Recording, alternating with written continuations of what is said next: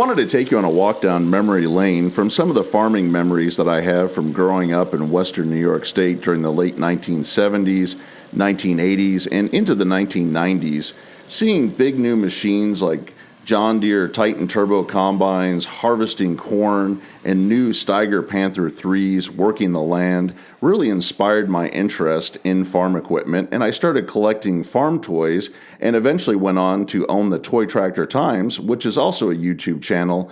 I wanted to share with you a display that I built in 1/64 scale back in 2014 to share at the National Farm Toy Show in Dyersville, Iowa. This replica of a muddy western New York corn harvest shares some of my favorite memories and favorite farm machines.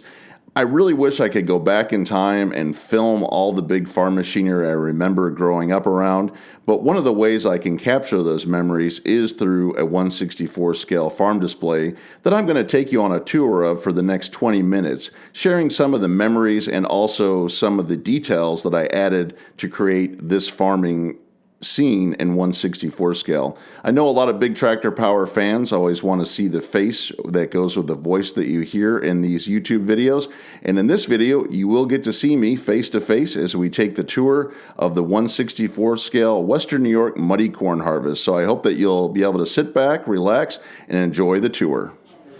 This is called the Neal Farm. I've kind of put a poster together talking a little bit about the history of the farm, which is located in western New York near Rochester in the town of Churchville. I also have some fun facts about building the display on the board. The display is set in the wintertime, early December. In western New York, there's always a lot of snow and rain, and corn harvesting in the fall can be a challenge. So I wanted to show what a farm operation looked like back in the 1980s and in the 90s during that time period and what they would be using for equipment. And I can give you a tour. Just one thing I want to share about building this display is that it has 1 gallon of brown paint on it, 6 gallons of drywall mud, 80 ounces of glue, 350 feet of rope, 1,500 push pins, and 14,400 corn stalks had to come all together to make this display. And I'll be sharing on YouTube all the ways that I developed this display so people can learn how to do the same thing for themselves to build a display. I'll take a tour down the road here. Again, it's early December. There's just been a snowfall. It's starting to melt off, so they're able to get back in the fields. We have a truck here coming down the road that is plowing off the snow, just moving the last little bit that was scraped off during the snow. One thing I did was I used Woodland Scenic's snow powder, and when I was cleaning the display, I found that the dirt and the powder mixed together really looked like the way it would look if you were churning it up with the gravel. So I sprinkled a little bit along here on the edge, and you can see it changes from white to a more dirty snow as they're moving it along. We also added, to make the roadside look a little more realistic, telephone boxes along with the power lines and poles down the board. As we move down the road, we come to the Neal Farm, which is the name of this display. Mr. Neal was a farmer that I knew growing up, and we always bought eggs from him and oats for our horses. And it was a small dairy farm and a small grain operation. And I wanted to kind of recreate that time when the farm had retired and a larger grain farm called Volkman Farms just down the road started working Mr. Neal's land. So we have on one side of the road the older farm, and then on this side is where the corn's being taken out of the farm land. The Neals had a dry cow barn where all their straw was stored. Over time, once the farm retired, this barn began to deteriorate and fall apart, and a friend of mine, Christy, produced this barn exactly the way I described it. It's an English style barn. It's a bank barn where wagons were driven on the top to unload straw. If you look inside, there's a lot of moldy straw. It's hard to see, but there are actually some cats and doves working their way around the rafters of the barn. As we move to the back, you can kind of see a lot of the pieces are falling off and on the ground.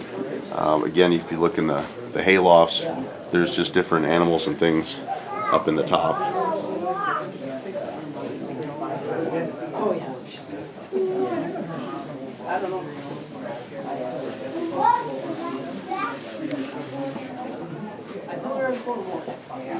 In the lower part of the barn is one of the tractors that the Neal farm used. It was a Fordson Major. It was parked at the bottom of the barn, and over time the barn does collapse and bury the tractor, but that is where it was left in its retirement.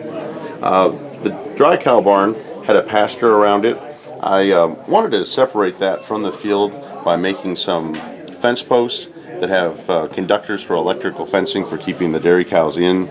I used little beads on matchsticks to create the fencing around it, and the farm had some older equipment that was left out in that pasture. As we look down here, there's an International number 10 grain drill, which the farm used to plant its grain crops and straw. It actually was 3D printed, and it has the International marker tires that were used, so the tires would leave a mark in the field so you could find your next pass, and then it was weathered to look just like the real thing. As we move out into the field, this is where the 14,000 corn stalks come together. It took about 3 weeks to poke these in, and then we have a pair of John Deere 7720 turbo combines harvesting the corn with 6 row heads.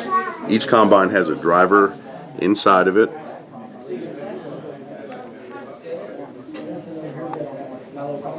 They have steel tracks on them, which was an option from John Deere.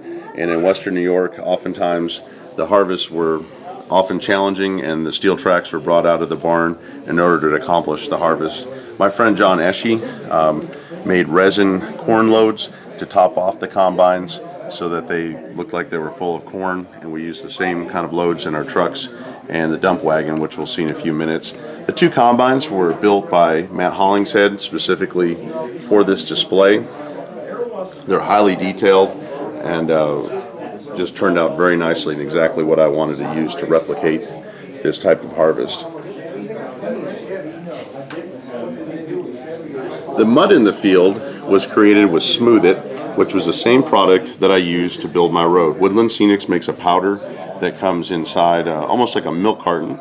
You mix that with water, and in this case I mixed in some real soil and brown paint. I ran it across the field and then used a John Deere log skidder to make my tracks. And as you look through the field, you can actually see all the tire tracks throughout the muddy harvest. And then as it dried, it captures that image into the field. Then I coated the field with corn stalks that I ran through a blender and spread them out, and then the red marks that you see are rice that were painted red to look like the corn cobs that were spread as the combines were harvesting. When you look at the second Titan 2, it has a John Deere 693 poly head on it, and the first combine we saw has the older 643 tin head, and you can see on the first one it's a little marked up, where this one is nice and clean.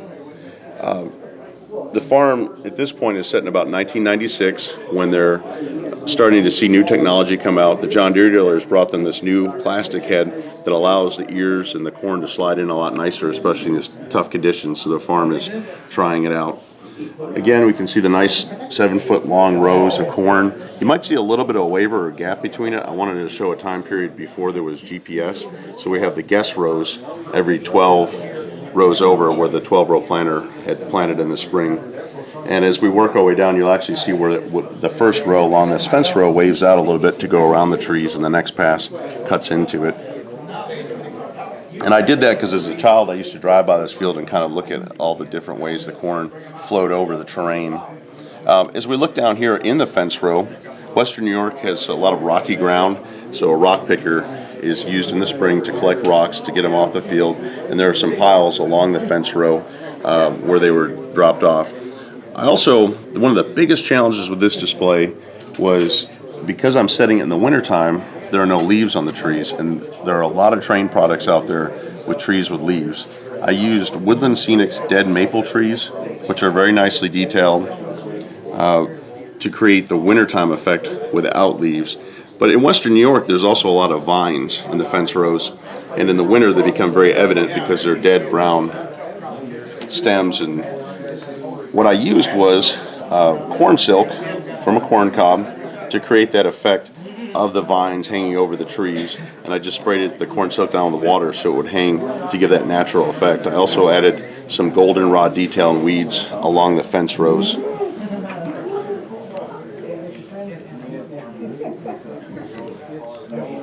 Western New York also has a lot of spruce trees.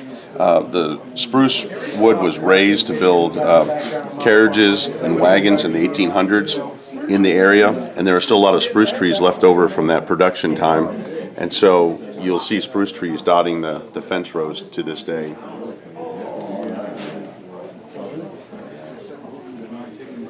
As we work our way down here again, you can see more of the vines and the woodland scenics trees. I wanted to show at the front of the field where the farm had kind of opened up the headlands and then began working its way out. Over in the farmyard, or the pasture ground, is a Steiger Wildcat 3. That's a unique tractor. It kind of has a stubby nose. The hood on that tractor was 3D printed. The cabs on the tractors were the Series 2 Steiger cab with a Series 3 hood, and they were kind of the baby Steiger from the late 70s into the 1980s. Hooked up behind it is a kind of a caddy. That's what brought the track combines to the field. They would sit up here on these ramps, just the tracks, and then the tires would trail behind, and that's the way they could move them down the road pretty quickly.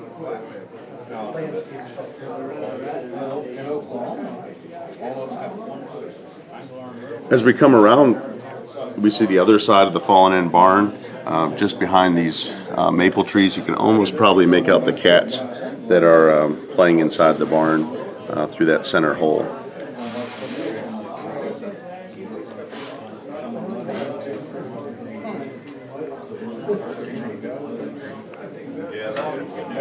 Because the farm is harvesting in the mud, the track combines are not able to come up to the road to load the truck.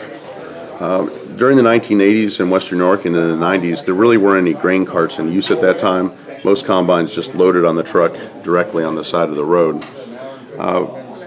The area raises a lot of vegetables like sweet corn and peas, and dump carts are used from Byron Manufacturing, which is located in Byron, New York, just a few miles from Churchville, where this farm is displayed.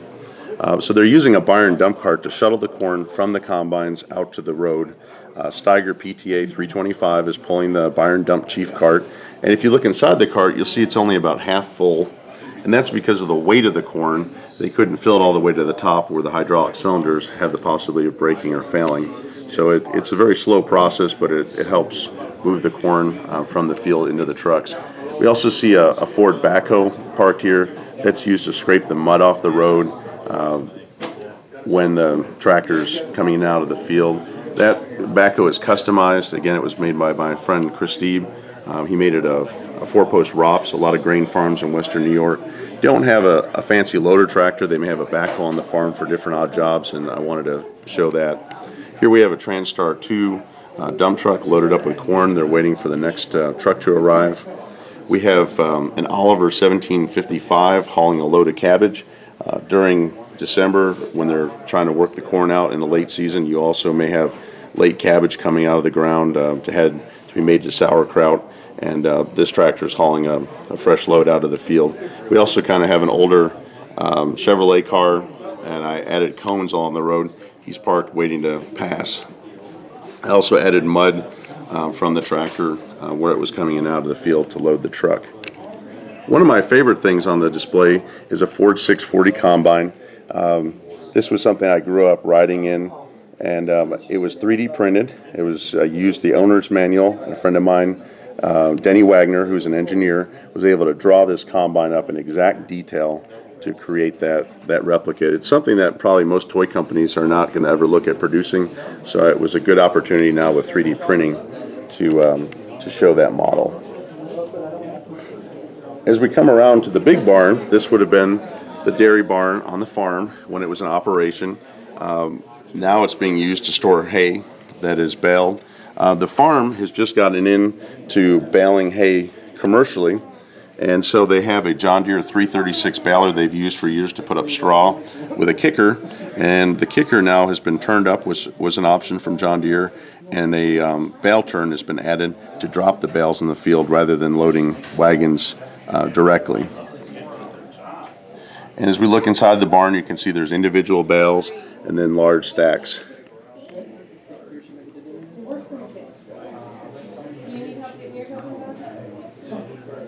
As we look down here, we have a Massey Harris 44 tractor.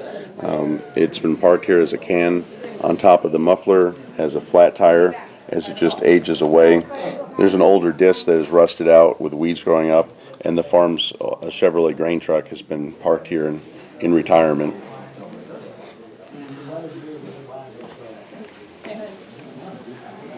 As we come to this side of the operation, again, this would have kind of been a busy yard where the cows would have come out, and now it's been turned into storage for some of the farm's equipment, some of the haying equipment that is used in the operation. There's a 499 haybind roller reel inside that has all the hydraulic cylinders, the hitch pin, as well as a jack stand.